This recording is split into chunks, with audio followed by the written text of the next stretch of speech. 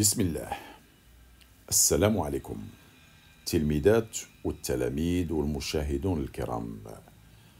Soyez les bienvenus dans notre chaîne électronique Oustad Plus, présentée par le professeur de physique-chimie, Monsieur Azzdine El-Minawi. On va voir dans cette vidéo la partie numéro 3. Toujours dans la partie électricité, le dipôle RL. Alors, je commence par un petit rappel pour faire le lien. Dans la partie numéro 2, on a vu le cas d'un échelon montant de tension. Ça veut dire l'établissement du courant pour un dipôle RL. Je vous rappelle ce qu'on a fait dans la dernière partie, la partie numéro 2. On avait un montage et on a fermé l'interrupteur K.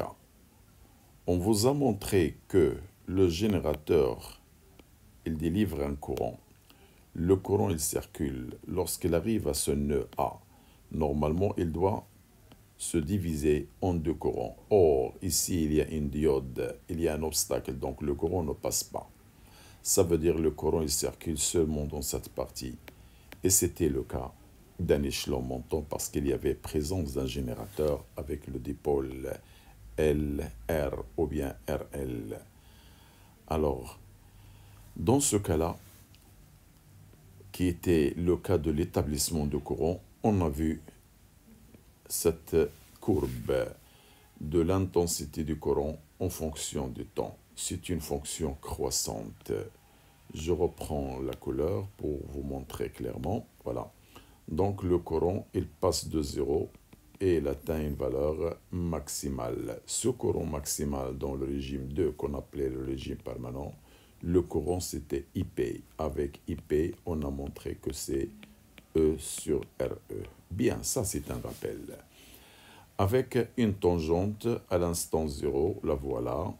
Alors l'intersection avec l'asymptote, ce point-là, alors il a un abscisse qui donne la constante du temps du dipôle RL tau.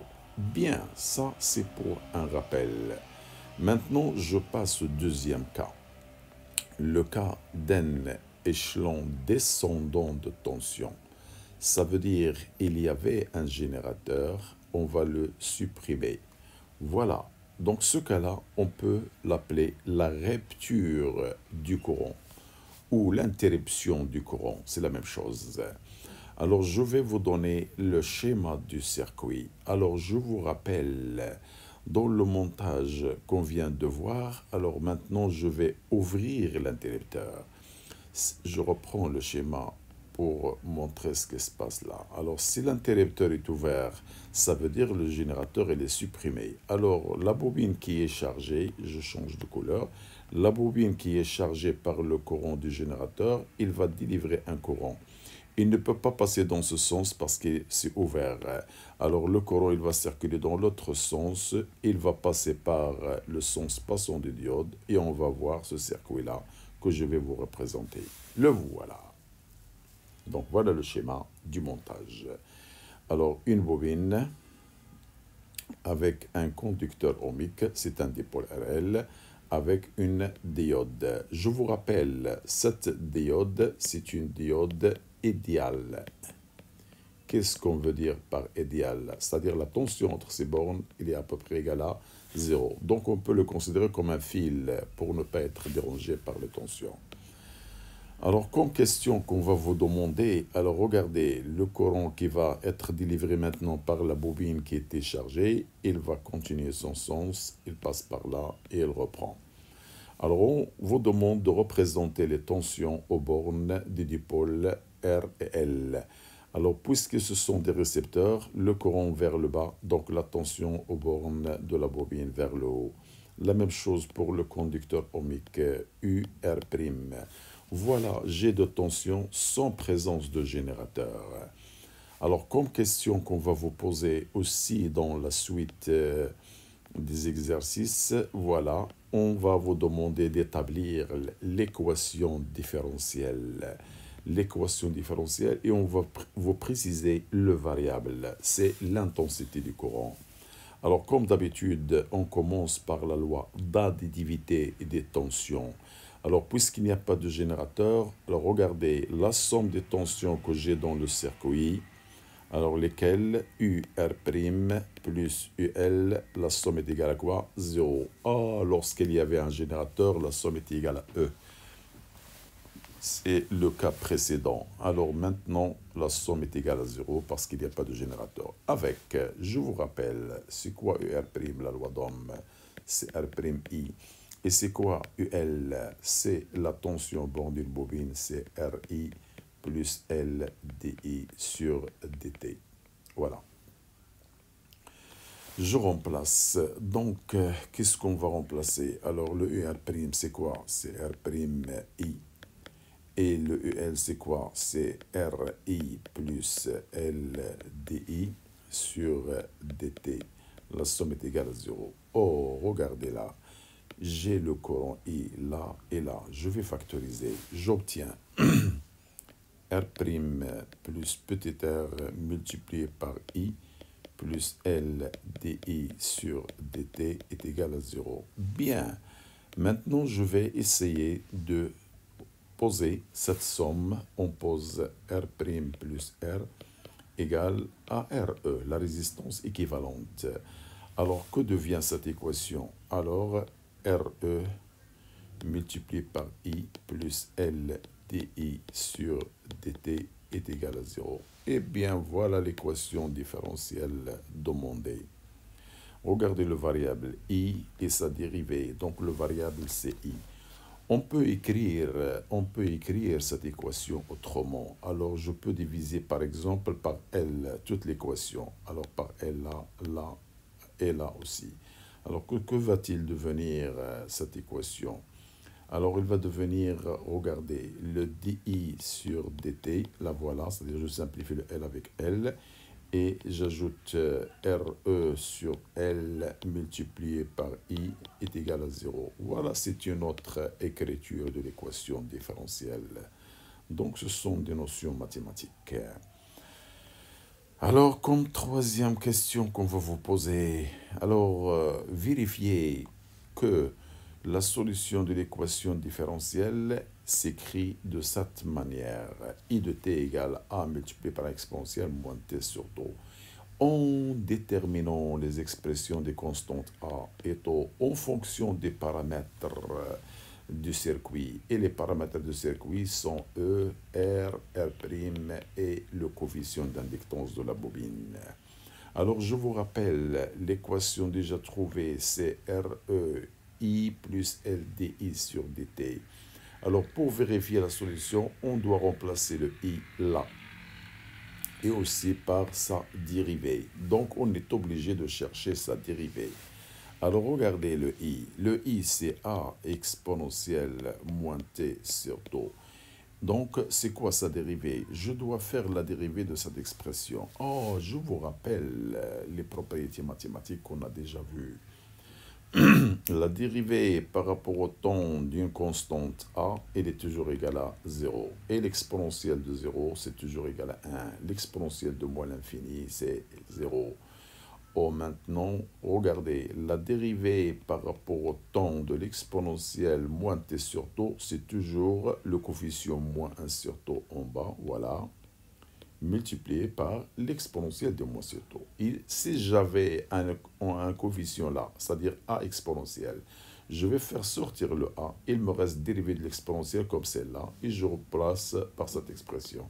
Et j'obtiens 1 moins 1 sur τ exponentielle moins t sur τ. Bravo! Donc, je vais appliquer tout ça ici. Alors, j'ai le i qui est égal à a exponentielle. Alors, c'est quoi sa dérivée? C'est la dérivée de cette expression, qui est celle-là, bien sûr. Regardez, voilà. Donc, le a, il est à l'extérieur, et le dérivé de l'exponentielle, c'est moins 1 sur τ exponentielle moins t sur τ. Très bien. Je vais l'écrire autrement pour faciliter l'écriture. A multiplié par moins 1, c'est moins a sur τ exponentielle moins t sur tau. Très bien. Alors maintenant, qu'est-ce qu'on va faire? Pour vérifier la solution, je dois remplacer le i ici et la dérivée là. Que devient cette écriture maintenant? Regardez, alors j'ai REI, je vais l'écrire autrement. RE, au lieu de I, je vais écrire A exponentielle moins T sur tau. Plus, alors le L, la voilà. Au lieu de DI sur DI sur DT, je vais écrire cette expression-là. Alors c'est quoi? C'est A sur tau exponentielle moins t sur tau. Il y a un moins, je vais la faire sortir à l'extérieur. Le plus, il devient un moins. La voilà. Et la somme est égale à quoi? Est égale à 1, 0. Voilà. Je peux maintenant factoriser. Regardez le a exponentielle moins. Il est là et il est là. Je peux le mettre en facteur. Alors, regardez ce que je vais avoir là. A exponentielle, pardon, A exponentielle moins t sur tau multiplié. Alors, qu'est-ce qui reste là? Un RE moins. Regardez, il me reste là un L sur tau. L sur tau est égal à quoi? 0. Comme d'habitude, on va toujours écrire que le coefficient est différent de 0. Donc, quel que soit t, parce que ce coefficient n'est égal à 0 que lorsque t tend vers l'infini. Alors nous, pour l'établissement et la rupture, on n'arrive jamais à l'infini. Donc, autrement dit, ce coefficient est différent de 0. En mathématiques, ce coefficient est différent de 0 multiplié par celle-là égale à 0. Autrement dit, cette fonction, il doit être égal à 0. Donc, quel que soit t, alors RE moins L sur tau est égal à 0. Cela veut dire que tau est égal à L sur RE. Voilà, je vais l'encadrer. Voilà l'expression de tau. Qu'est-ce qu'il me reste maintenant? Il me reste la constante A. Alors, je vais écrire les conditions initiales. AT égale à 0. AT égale à 0. Regardez AT égale à 0. À quoi est égal I? Je vous montre le rappel. Alors, regardez la courbe qu'on a vue tout à l'heure. Alors, regardez la courbe. L'établissement, il atteint un maximum qui est égal à IP. Alors, à la rupture, il y avait un courant IP. Ça veut dire, à l'instant 0, lorsque je vais éliminer le générateur, à l'instant 0, je reprends, j'étais là, voilà. Donc, à l'instant 0, il y avait un courant qui est égal à IP. Avec IP, c'est quoi? C'est toujours E sur RE qu'on a déjà trouvé. Alors, pour déterminer le A, je dois prendre ces conditions initiales. Avant d'ouvrir, il y avait un courant. Ça veut dire à l'instant 0, il y avait un courant IP. Je vais remplacer dans l'expression I de t qui est égal à A exponentielle moins t sur tau. Alors, à quoi est égal I? Je vais le remplacer par IP est égal à A exponentielle de quoi? À l'instant 0. Je remplace le 0, c'est 0. Alors, il me reste AA. Donc, cela veut dire que A est égal à quoi? Est égal à IP, qui est égal à quoi? E sur E, RE, qu'on a déjà vu dans la deuxième partie. Voilà les expressions trouvées. Je peux maintenant écrire que I de t, elle est égale, au lieu de A, je peux écrire IP, exponentielle moins t sur tau. Avec IP, c'est quoi? C'est E sur RE. Et c'est quoi tau? C'est L sur RE. Voilà, je vais les encadrer parce qu'ils deviennent des formules qu'on peut les exploiter ou les utiliser pour la suite. Voilà. Pour vous montrer que c'est une solution, voilà, regardez maintenant. Je vais remplacer le tau là par ce qu'on a trouvé. Alors, qu'est-ce qu'on a trouvé? Tau égale L sur RE. Alors, L sur RE. Je peux simplifier L avec L et le L passe en haut. Donc, j'aurai RE moins RE égale à 0. Donc, 0 égale à 0. Donc, c'est bien vérifié. Donc, c'est une condition pour notre solution. Bien. Alors, d'abord, on va représenter cette intensité de courant. Et aussi, on va déterminer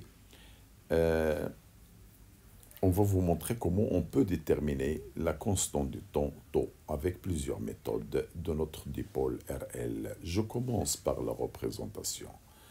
Alors regardez ce que j'ai écrit là. On a déjà trouvé on a déjà vérifié cette solution. Donc il devient une formule. C'est la fonction à représenter maintenant. Avec toujours IP égale cette relation et tau, la même chose, L sur RE. Alors pour représenter, je vais prendre les conditions initiales. Regardez à l'instant 0, à l'instant t égale 0, on va chercher i. Alors je vais remplacer, regardez le i est égal à ip exponentielle moins t sur tau. Je remplace maintenant le temps par 0. Exponentielle de 0 est égal à 1, donc il me reste i égale à ip. Donc à l'instant t égale 0, i égale ip, qui est égal à e sur re. Voilà, donc à l'instant 0, regardez, à l'instant 0, alors i égale ip. Voilà, je peux l'écrire comme ça, voilà, ip. Donc la courbe, il va commencer par de ce point-là. Bien. Maintenant, je vais représenter le taux. 2 taux, 3 taux, 4 taux et 5 taux. Voilà. Alors, à t égale taux, je reprends la fonction que j'ai là. Maintenant, je remplace le t là par taux. Taux sur taux est égal à 1. J'aurai exponentielle de moins 1. Avec la calculatrice, je vais trouver 0,37. Donc, multiplié par IP. Alors, ça devient 0,37 IP. Je peux la représenter. À t égale taux, j'aurai une valeur qui lui correspond, qui est égale à quoi? 0,37 multiplié par la valeur maximale IP. Voilà.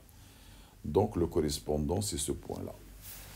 Alors maintenant, je vais vous montrer que à t égale 5 taux, regardez à quoi est égal i. Ah, je reprends toujours dans la formule précédente. Regardez t. Le t là, je vais le représenter par 5 taux. 5 taux divisé par taux, ça va donner 5. L'exponentielle de moins 5, c'est à peu près égal à 0. Donc ça devient 0. Alors cela veut dire que la courbe, elle va descendre. Regardez. Et elle atteint 0. Voilà la fonction qu'on va obtenir. Bien. Donc, vous voyez, comme vous remarquez, il y a deux régimes. Le régime 1, ça, c'est le régime transitoire. Et le deuxième régime, c'est le régime permanent. Je vais vous montrer maintenant comment on peut déterminer la constante du taux du dipôle RL. Comme première méthode, on va utiliser la formule taux égale L sur RE. Et on n'oublie pas que RE, c'est R plus R', la somme des résistances du circuit, ou bien la résistance équivalente. N'oublions pas que L s'exprime en Henry et RE est égal en ohm et le taux qu'on va vous montrer juste après en secondes. Alors, si on connaît L et les résistances, on fait le rapport et on détermine taux. Voilà. Deuxième méthode. Alors, je vais vous montrer que A, on a déjà montré ça, AT égale taux. Alors, exactement I égale, alors je vais vous la montrer, AT égale taux. Regardez le correspondant, voilà, c'est 0,37 IP. 0,37 multiplié par la valeur maximale. Et la troisième méthode qu'on va trouver en généralité dans les exercices, c'est ce qu'on appelle la troisième méthode pour nous. Regardez la courbe à l'instant 0. À l'instant 0, la courbe elle commence par là. Alors de ce point, la courbe, voilà, regardez la tangente à la courbe à l'instant 0. Oh, cette tangente, elle passe par ce point-là. Je vais la représenter avec une autre couleur. L'intersection de cette tangente que je viens de représenter avec l'axe du temps, c'est ce qu'on appelle taux. Voilà, c'est l'abscisse Je reprends, je change la couleur. C'est l'abscisse de l'intersection de la tangente delta à la courbe à t égale 0 avec l'axe des temps. Et donc c'est ce point-là exactement. Voilà. Voilà.